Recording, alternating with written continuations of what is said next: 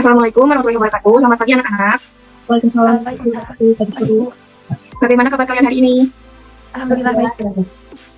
Alhamdulillah, semoga kita semua selalu berada dalam keadaan sehat ya. Sebelum memulai pembelajaran, alangkah baiknya kita berdoa terlebih dahulu. Kepada KM, Ibu persilakan. Baik teman-teman, sebelum belajar alangkah baiknya kita berdoa terlebih dahulu. Berdoa aja.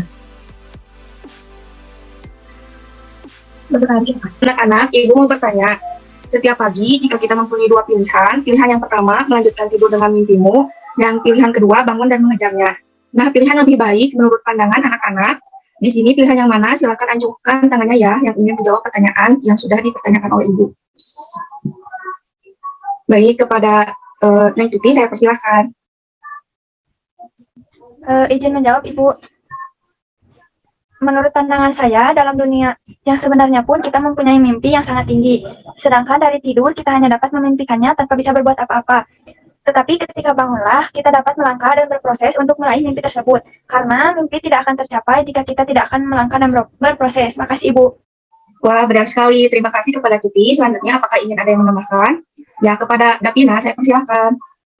Izin menambahkan ya Bu, benar sekali. Kita tidak akan pernah mencapai mimpi itu jika kita tidak mau bangun untuk melangkah dan berproses. Tidak hanya itu Bu, mimpi itu harus dibarengi dengan kerja keras, karena mimpi tidak akan tercapai tanpa adanya usaha. Jawabannya hebat-hebat ya anak-anak. Nah, benar anak-anak, kita itu harus keluar dari zona nyaman. Kita harus mau untuk melangkah dan kemudian berproses serta jadikan mimpi itu sebagai tujuan hidup kita. Dengan begitu, kita bisa menentukan langkah apa yang akan diambil agar bisa mencapai tujuan tersebut. Langkah-langkah yang kita ambil inilah yang nanti akan menentukan masa depan kalian sendiri. Untuk itu, berbanggalah bagi yang mempunyai mimpi, karena dengan bermimpi, kita tahu tujuan hidup yang diinginkan. Baik anak-anak, hari ini kita akan belajar mengenai artikel ilmiah. Di sini Ibu akan menyampaikan kompetensi dasar yang harus dicapai oleh kalian. 3.1, memahami materi mengenai artikel ilmiah. Indikator pencapaiannya yaitu mampu memahami dan menjelaskan pengertian, ciri-ciri, struktur, serta unsur kebahasaan artikel ilmiah. 3.2, menganalisis kebahasaan artikel atau buku ilmiah. Indikator pencapaiannya yaitu kalian dapat mengidentifikasi masalah, fakta, dan opini sebuah artikel atau buku ilmiah. Lalu bisa mengidentifikasi unsur kebahasaan yang terdapat di artikel atau buku ilmiah. Lalu yang terakhir itu mengidentifikasi persamaan dan perbedaan penggunaan bahasa dalam artikel. Nah, selanjutnya ada kompetensi dasar yaitu 3.3. Mengonstruksi sebuah artikel dengan memperhatikan fakta dan kebahasaannya. Indikator pencapaiannya kalian mampu menemukan unsur kebahasaan artikel atau buku ilmiah. Lalu bisa menyusun artikel atau buku ilmiah sesuai dengan fakta. Yang terakhir yaitu kalian bisa mempresentasikan, menanggapi teman kalian, dan merevisi unsur kebahasaan artikel yang telah disusun. Nah, di sini Ibu juga akan menyampaikan tujuan pembelajarannya, yaitu kalian sebagai peserta didik mampu memahami pengertian, ciri-ciri, struktur, serta unsur kebahasaan artikel ilmiah, dapat mengidentifikasi masalah, fakta, dan opini sebuah artikel atau buku ilmiah, mengidentifikasi unsur kebahasaan artikel atau buku ilmiah. Baik anak-anak, minggu lalu Ibu sudah membagikan kelompok ya. Baik, untuk pembelajaran hari ini, apakah sudah siap untuk presentasi anak-anak? Siap Bu. Baik, jika sudah siap, silahkan langsung saja dimulai ya. Ibu persilahkan. Baik, terima kasih Ibu. Assalamualaikum warahmatullahi wabarakatuh. Waalaikumsalam warahmatullahi wabarakatuh. Yang terhormat kepada Ibu Syahda dan juga teman-teman yang belajar. Pada kesempatan kali ini, kita, yaitu Davina Pelimilani dan teman saya yaitu Rum Titi Mafianti, akan memaparkan hasil dari diskusi kami mengenai artikel ini. Untuk pemaparan materi yang pertama akan disampaikan oleh Neng Tuti, katanya disilakan.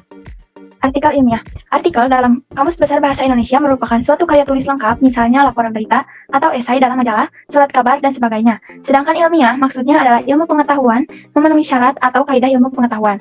Artikel ilmiah dapat disebut dengan suatu karya tulis lengkap sesuai dengan struktur yang memenuhi syarat ilmu pengetahuan dan dipublikasikan di jurnal. Ciri-ciri artikel ilmiah. Yang pertama objektif, yang kedua rasional, yang ketiga kritis, yang keempat reserved, yang kelima gaya bahasa, dan yang terakhir pengutipan sumber.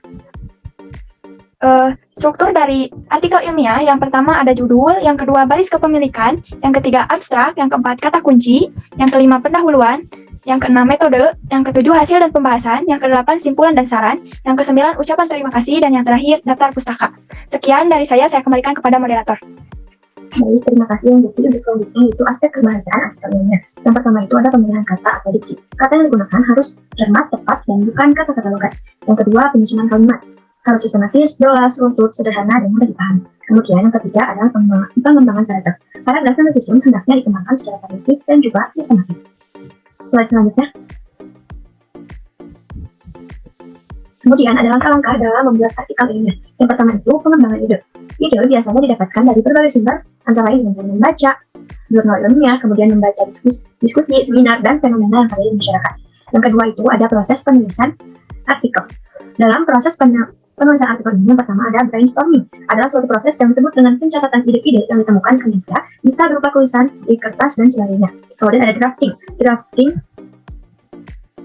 Drafting suatu proses dimulai dengan melengkapi kalimat-kalimat itu, paragraf dan subtopik yang dilakukan saat proses brainstorming. Yang kedua ada revising, adalah proses setelah tulisan sudah selesai secara keseluruhan, kemudian merevisi tulisan tersebut supaya menjadi tulisan yang baik. Kemudian ada editing. Proses editing merupakan proses yang bisa dilakukan oleh beberapa orang atau sendirian. Yang diperhatikan yaitu tata bahasa dan format artikel atau gaya selingkuh dari suatu jurnal yang akan dituju. Kemudian ada publishing. Publishing adalah proses akhir sebelum memasukkan ke jurnal. Sebagai seorang penulis dengan tulisan tersebut apakah layak dan matang untuk diterbitkan atau masih harus diperbaiki lagi. Kemudian yang ketiga itu ada penyesuaian format penulisan artikel, baik itu sistematika atau format dan lain sebagainya. Dan yang terakhir yaitu publikasi artikel ilmiah. Yang pertama itu ada konferensi atau seminar, dan yang kedua ada jurnal nasional dan juga jurnal internasional. Baik, slide selanjutnya. Baik, mungkin hanya sekian pemaparan mengenai artikel ilmiah di kelompok kami. Mohon maaf apabila ada kesalahan. Wabillahi taufiq wal hidayah. Wassalamualaikum warahmatullahi wabarakatuh. Waalaikumsalam warahmatullahi wabarakatuh. Wah, sangat bagus sekali ya pemaparan materi dari anak-anak Ibu, yaitu Davina dan Tuti. Terima kasih kepada anak-anak Ibu, Davina dan Tuti yang sudah mempresentasikan hasilnya dengan bagus. Lalu di sini Ibu akan menambahkan sedikit apa yang tadi telah dipaparkan. Jadi, artikel ilmiah merupakan sebuah tulisan yang dibuat dan publikasikan berdasarkan hasil dari penelitian. Jadi, artikel ini sendiri merupakan tulisan yang berisi tentang opini dari penulisnya yang didasarkan pada suatu peristiwa, sehingga isi dari karya tulis satu ini sifatnya subjektif sesuai dengan pola pikir atau pendapat dari penulis yang bersangkutan. Tujuan dari artikel ilmiah ini yaitu untuk menyampaikan gagasan, memenuhi tugas dalam studi, untuk mendiskusikan gagasan dalam suatu pertemuan, mengikuti perlombaan, serta untuk menyebarluaskan ilmu pengetahuan atau hasil penelitian yang sudah diteliti oleh kalian. Lalu, serta memiliki fungsi sebagai rujukan untuk meningkatkan wawasan, serta menyebarluaskan ilmu pengetahuan. Anak-anak, Ibu ada tugas, silakan untuk membuat kelompok yang beranggotakan 2 orang ya. Untuk tugasnya, silakan lakukan pengamatan yang berkaitan dengan kejadian yang pernah dialami ataupun dengan kehidupan sehari-hari. Kemudian, buatlah artikel ilmiah yang berpedoman kepada struktur artikel ilmiah yang sudah kalian paparkan tadi saat presentasi ataupun memaparkan dari Ibu. Perhatikan juga aspek kebahasaannya ya. Jika sudah, silakan untuk dipresentasikan. Ada yang sudah? Sudah, Bu.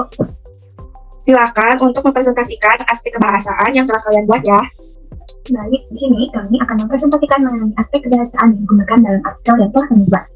Aspek kebahasaan dari artikel yang kami buat berjudul Cara Menjaga Kesehatan Mata, yaitu menggunakan pilihan kata yang mengandung makna denotatif, yaitu sesuai keadaan yang sebenarnya tanpa dipengaruhi pendapat atau pandangan pribadi. Bahasa yang digunakan menggunakan bahasa baku dan tidak ambigu. Aspek kebahasaan yang kedua yaitu penyusunan kalimat. Artikel yang telah kami buat dalam penyusunannya menggunakan kalimat yang efektif agar mudah diterima oleh pembaca, serta kalimat yang digunakan yaitu lugas, tegas, dan tidak bertele-tele. Aspek kebahasaan yang ketiga yaitu pengembangan kalimat. Pengembangan kalimat yang digunakan yaitu disajikan secara sistematis dari mulai pendahuluan hingga daftar pusaka. Untuk mengembangkannya, digunakan kata kunci sebagai konsep besar dalam mengembangkan paragraf per paragrafnya. Baik, sekian presentasi dari kami. Mohon maaf apabila terdapat banyak kesalahan. Assalamualaikum warahmatullahi wabarakatuh. Waalaikumsalam warahmatullahi wabarakatuh. Ibu apresiasi sekali. Terima kasih kepada kelompok pertama yang telah memaparkan hasil diskusinya. Baik anak-anak, sekian pembelajaran hari ini kita cukupkan. Ibu tutup. Wassalamualaikum warahmatullahi wabarakatuh. Semangat. Warahmatullahi wabarakatuh. Terima kasih, Bu.